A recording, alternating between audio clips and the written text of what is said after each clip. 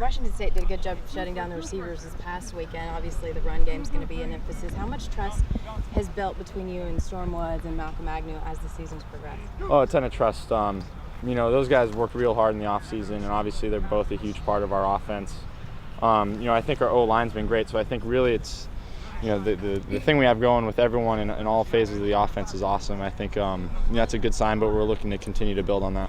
I always love seeing the pictures after the game, the tweeting out from the planes. What is that plane ride home like, especially this past weekend? Oh, it was awesome. I think everyone was pretty tired. We didn't get back till like 5 a.m., but it's a little easier to stay up and enjoy it after a nice win like that.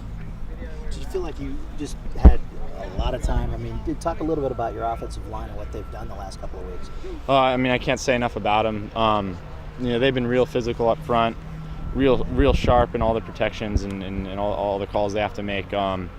They work real hard, in the film room and on the practice field, and I think it's just a reflection with how well they've been playing. And, with those guys, my job's a lot easier.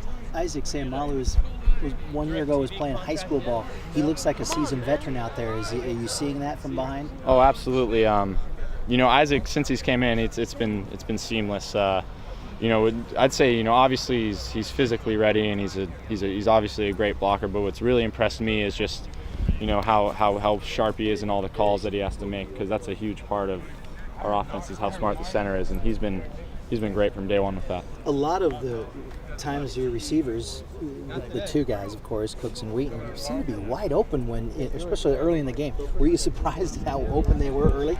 I think with the routes that those guys run and the protection that I have to stand back there, especially on some of the long ones, it's hard for a defense to cover a guy for that long, especially when there's two receivers like that. So really, I think that's really just a full team effort, because I have the protection to stand back there long enough, and it makes it hard on a defense to cover someone for a real long time. Congratulations, by the way, on getting Player of the Week. Did you know you got that? Yeah, Steve just told me. Like I said, it's a cool honor, but I think it really says more about my teammates than it is about myself.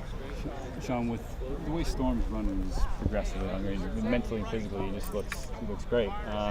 For you, what does it do for you mentally when you see a guy, when you're able to run the ball with so much success consistently throughout a game? What kind of impact does that have on you when you're able to drop back?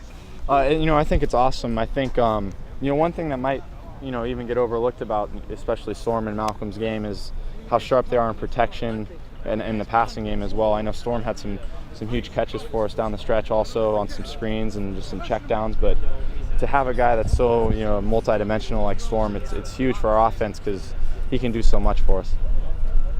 Thanks, Sean.